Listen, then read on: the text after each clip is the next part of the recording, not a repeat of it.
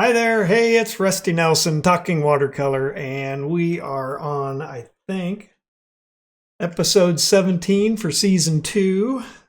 Been doing this for just over a year now, so still using it as a means to improve my camera presence and all of that good stuff. So, any of you new viewers showing up in here wondering what this is, that's what I'm doing. So, just practicing and talking to everybody out there in my YouTube audience, which has amazingly grown significantly in this last year and 4 months, I think it's been. So, welcome new viewers and welcome returning viewers. I'm glad you're here. So, just kind of use this, kind of go over what's going on, what's happening, where I'm at on any of my plans. I've been promising in several of my past episodes of Talking Watercolor that I am making some progress towards getting a live stream established and set up. So I had a catastrophe a few weeks ago where I was typically just recording directly onto an iPad and into an iPhone, and then combining and editing then on a computer, and that system kind of broke down on me. And I'm amazed it lasted for over a year in doing it that way. But I definitely got lazy and was used to doing it in only one manner. And when the catastrophe hit, I had to kind of regroup. I've been learning new software, actually two or three different new software packages that I need to know and get better at, both on a computer and on a mobile device, my phones or an iPad. So I'm still shooting with iPads. I'm just now streaming it directly into a new computer. So yeah, getting all of that set up's been fun. I have learned a ton of stuff, and hopefully I just did a tutorial yesterday on how to properly set up my microphone. So hopefully it sounds better. So if it does sound different, that's what happened. So let me know if I got it tweaked out to the point that you like it. It sounds good, and we'll see where it goes from there. You know, it's like color correcting photographs or videos. You know, there's so much of that goes into that's personal choice and this and that. So yeah, let me know how it looks. Yeah, that was another part, not only the audio, but I also learned how to color grade my video. So as it comes out of my iPad or my iPhone looking down, I can apply a color lookup table to it, a LUT, and adjust the colors and get everything saturated a little better. So maybe that might give me a little more consistency, because up until this video, I've been really going in and editing the color balance individually on each video. So now with using this software, I can apply it on the front end and it's consistent through everything. So, and then if I do adjust it a little more, I can do it in the editing software. So hopefully all of this is going to make it a lot easier to manage and produce and limit my need for heavy duty editing. So, but yeah, I can run all sorts of streams into it. Oh, it's so cool. I'm really geeking out over it. So this is one of my rabbit holes that I like going down, is learning new software, dealing with the new technologies and things that are coming out. For my job up at the university, even though I have taught drawing and watercolor and all of that in a traditional sense, and even over the years in the program, when I first came into teaching everything, I still had quite a bit of traditional analog type techniques that I used to teach. But now recently it's exclusively digital. So all my illustration class is completely digital. We either are painting in Photoshop or some other app, be it on a computer with a graphics tablet or an iPad or some sort of a Android device where you have a pressure sensitive stylus and you're building brushes or downloading brushes. So all of that stuff, it's just fascinating. Like I said, it's one of those rabbit holes that I love going down. But it's also been fun in the last few weeks where I've done my drawing demos, and then I've dusted off my my markers that I used to use quite a lot when I was a up and coming graphic designer 35, 40 years ago, where man, that's the way we used to have to visualize everything, was sketch it up, get a nice composition and throw some markers on it, and present it to a client and show them this is what your photograph is going to look like, or your illustration or your logo, whatever it is. It was always marker comped first, very quickly. And I think I said in one of my most recent marker comp demos that, a good marker comp, depending upon what it was, whether I was just comping up an illustration, those could typically be done within an hour, or if it was a complete, like an 8-page brochure that you had to mark up all the type and the blocks of copy and the graphics and everything on each page, that could take anywhere to 3, maybe up to like 3 hours per page in an 8-page brochure. So it was a pretty big time commitment. And it used to be like you had to lay out a great big sheet of that marker paper on top of a bunch of pencil comps and things like that. Oh, and that's another one. I didn't know. I think I need to do this just to get it down on video of my old copy fitting techniques, where you had your type gauges, your pica pole, your calculator, your type books, and you're figuring out characters per pica, how wide of a column of text, and the point size, how much of that typewritten or dot matrix text would fit. It'd be double spaced, printed out on some old raunchy old printer, or it just might have been like a IBM Select Set typewriter. They'd give me the typewritten copy on multiple pages, and then I would have to sit down and figure out how much space or how much type would fit in a given amount of space in a layout. So I used to do that with the students all the time, and just to show them how lucky they were to be working with desktop publishing and just dropping it into a shape and specifying the type in the software. So, but it was a lot of fun. I actually got pretty fast at it, and it was actually a pretty accurate process. So I need to dig out some of my old tools and see about maybe doing I don't know, let me know if you're interested in how to copy fit type. That is a deep, dark rabbit hole there. So anyway, I just dropped a nice watercolor on last Saturday. That's done pretty well. As a little structure. I said it looked like it was in the plains of Africa or whatever, but I was called out. Somebody didn't think it was Africa, but yeah, I didn't look.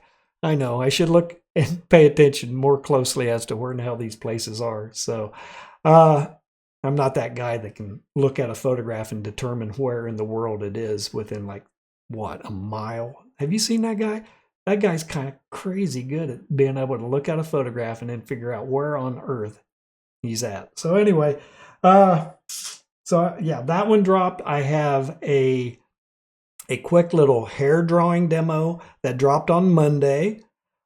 Let's see. I'm dropping it's either going to be a face or another landscape or a scene with a boat and water. I thought that looks like a fun one with some water effects and it's a nice combination of very simple shapes, and then just working with your states of watercolor, the wet on wet stuff, and then letting it dry to a certain point, coming in with your next layering of saturation and shapes and colors. So it's more of a shapes exercise. So that's either going to drop, or I'll drop another face. And I do have another drawing, full figure character drawing. I don't know.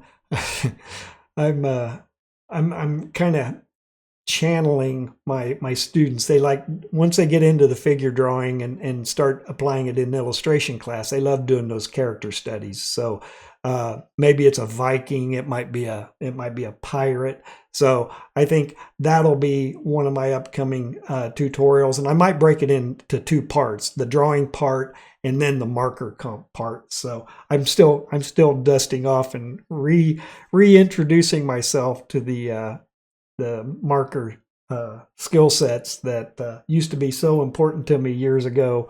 And yeah, they're still a lot of fun. So, and I have that ridiculously large set of markers. I think 200 markers is definitely overkill. I think, the what is it? Is it a 76 set or a 125 set would be more than enough markers to get you to the point of being able to produce a pretty nice looking marker. But like I said, I'm a spoiled professor. I have a research budget, a office budget that I can use to get some of these supplies and things like that, and then use them for my research towards what I'm teaching my students. So I bought these several years ago, and they've been in the box.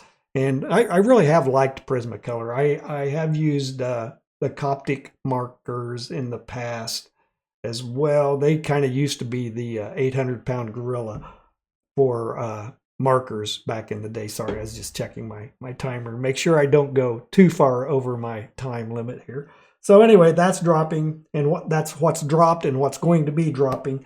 So I'm trying to do a lot of content in the next week or two, because I've got some conflicts during an upcoming week to where I won't be able to make any content. So I'm trying to hammer out a lot of content in a short period of time. So, and I'm trying to make, and it, yeah, don't expect flashy editing on this too. It's going to be like almost stream of consciousness as I put it together and get it up there and uploaded.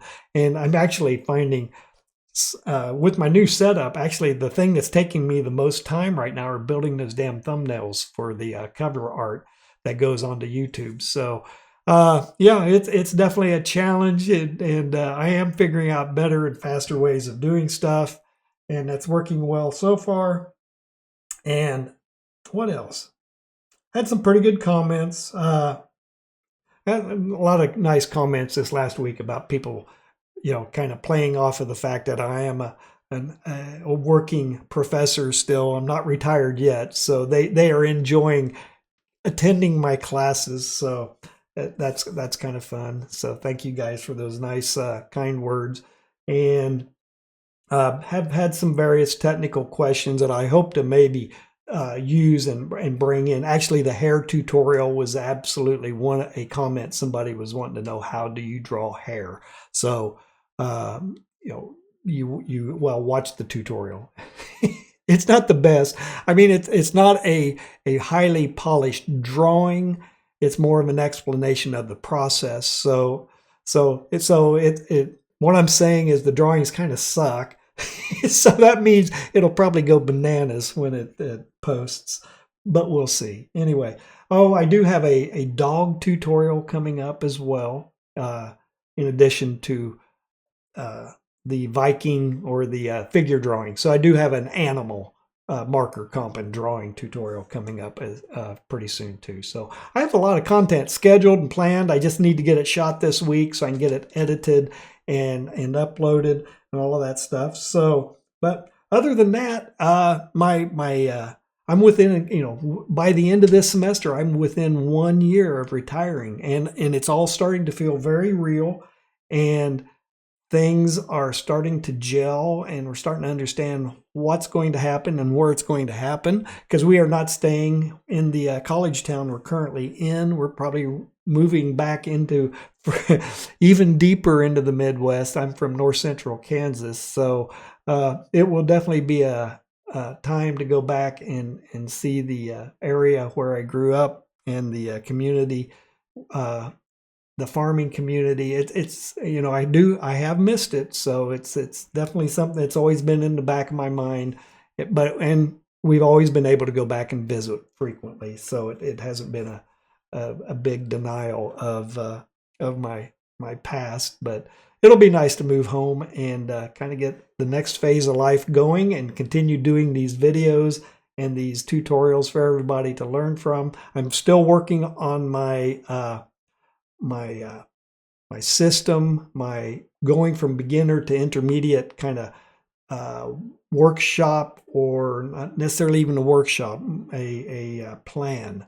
How do you go from beginner to intermediate? I'm going to have a kind of essentially a syllabus to help you out, a self-paced syllabus that you can employ and see if you can get yourself from that beginner to intermediate stage, and then use it again, and then go from intermediate up to the advanced stages. So it's really a matter of time and practice. So that's all happening. So let's see here. Yeah, it's right at about 15 minutes. I think I've spent my time, and I will see you hopefully next week. Hey, if you got any value out of this little talk today, please give me a like and a subscribe. Get into my video description. I have links galore in there. They're affiliate links. So if you click on them and go in there and buy anything from Amazon, I'm going to get some sort of a small commission on it. And if you think I'm doing anything that is worthy of the effort and the commitment, head over to my Patreon channel and give me a $5 a month membership. I truly do appreciate it. It will help immensely. So I'll see you next week talking watercolor.